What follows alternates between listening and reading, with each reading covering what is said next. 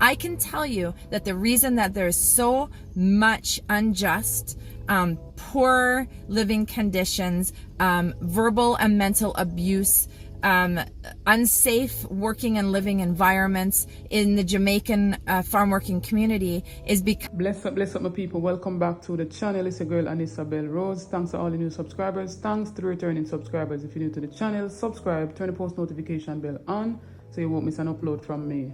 On the road to 10k, help me to get there, my people. So in this video, my people, I'll be speaking on the 6th Jamaican farm worker who was, uprooted from Canada suddenly because they spoke out, my people, as well as a liaison officer from Canada will be speaking and hearing out some of the issues that has been going on just the same.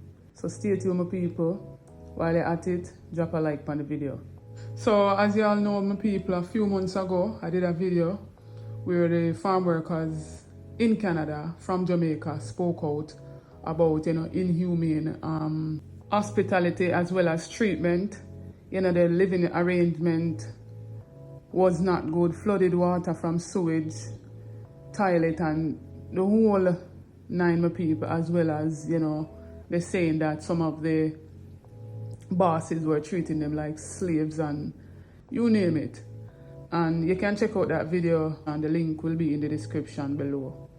So fast forward till now, 6 farm workers in Ontario, Canada are crying of victimization after they say they were shipped back to Jamaica with virtually no warning.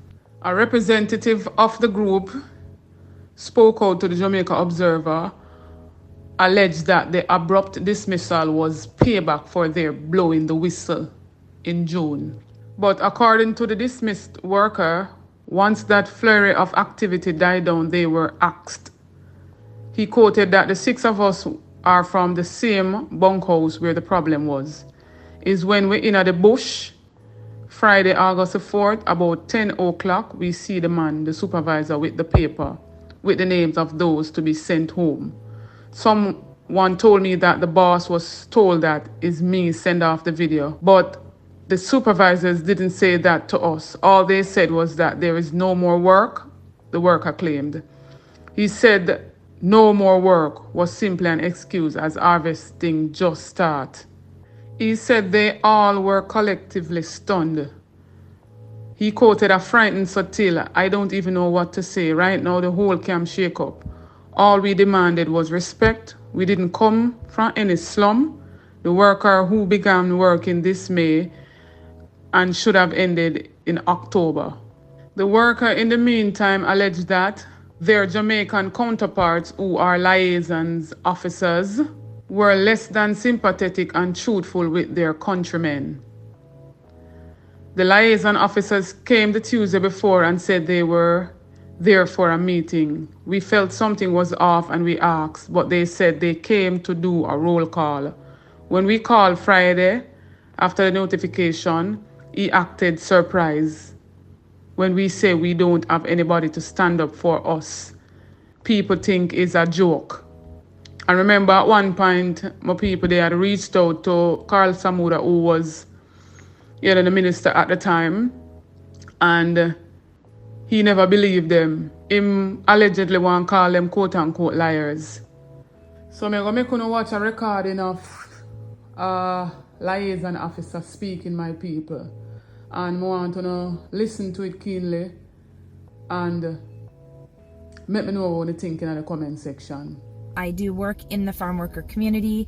I, for many years, have been involved with the Jamaican farm workers as well as Caribbean countries, and I work very closely with farm workers as well as farmers who are the good farmers, and they will hire me to do their offshore support so that they can make sure that the people on their farm are being taken care of, because they know that I understand the culture of the farm working program. Okay, so this video now is to bring out and expose some of the results of Jamaican liaison officers not doing their job.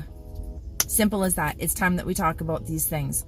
One of the things I want to start with is to let people understand how it's possible that the minister would come here and do a tour of the farms and then have a report that there's very little issues on the farm. It's very simple. I wish that I was involved in some of these media interviews where I hear all the conversations about why is it so confusing if there's farm worker issues that the minister came back and had such a positive result. Simple.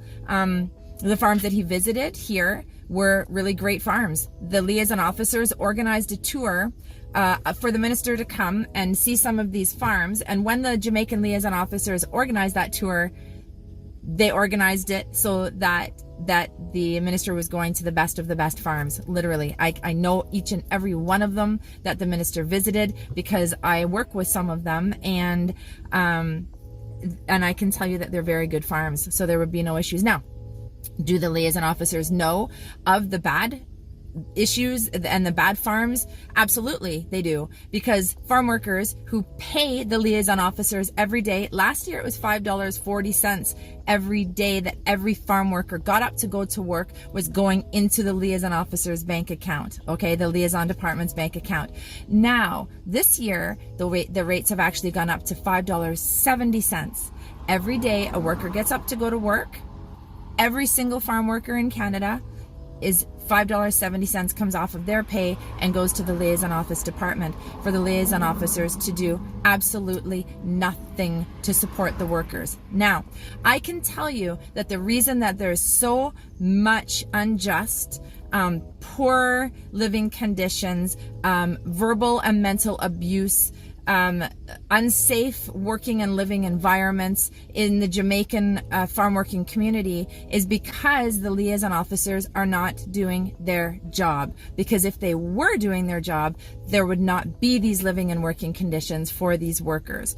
And the reason that I know that the liaison officers aren't doing their job, I don't think, I don't assume, I don't have a guess. I know that the liaison office is corrupt in Jamaica, and I know that they're not doing their job. And the reason I know that is because when the liaison officers are not doing their job, I get a phone call and I'm supporting people through whatever process it is. So let me give you some examples. If a farm worker is on a farm and they're having trouble and they're having issue with verbal abuse, the liaison will be called. The person will tend to reach out to their liaison officer, and the liaison officer either doesn't answer their phone or tells them that there's nothing can be done. It's very popular for liaison officers to tell people, just suck it up, keep going. Your families are depending on you, and so you need to keep working. This is normal behavior. So if I send you to another farm, you'll get the same treatment. The truth is that's not true. Liaison officers are notorious for telling people that there is no other job for them to go to. So when you're done hanging up your phone and going back to whatever it is you're doing, eating your lunch or your breakfast or whatever it is, they then pick up the phone and call me, and I will assist them to either go and find another job with a transfer. I help to find people with transfers. I go onto the farms at night and let people know what their rights are. I let people know that who are being treated badly, that they have an opportunity to apply for what's called a vulnerable open work permit. And I do believe, my people, every word that this liaison officer said. And I can attest to it based on, usually working in the hospital settings. When the supervisors know that, the Member of Parliament for Health will be touring the hospital, them take out the best sheet and the best this and the best that. Let them come and see the place for what it really is and stop put on a front. And so that's why the facilities them are like that some of the times, because the supervisors them don't want to be thrown under the bus as it pertains to, the ministers them. It's like the ministers them are them God. So I understand in that aspect what she said. Some of the liaison officers them, when the members of parliament them are come, them brief the supervisors them pan the farm work. So them come see the best of everything. But let me know what you think, my people. Don't forget to like, share and subscribe to the channel. Don't go over to my other platform, Instagram and Facebook, and follow me over there. Check out the YouTube store, make a purchase, it goes in support of the channel. Check out the YouTube membership. You get a lot of benefits by becoming a member. We do notification shout out in each and every video to be a part of that. All you have to do is be the first to comment and like, and you'll be featured in the following video to come. This notification shout out goes to Winnie Mead. So big up yourself, Winnie Mead. Big up to each and every subscriber. Thanks for all the support. New viewers, come on board, journey with me, join the family, subscribe to the channel. Stay tuned for more videos. Big up on yourself.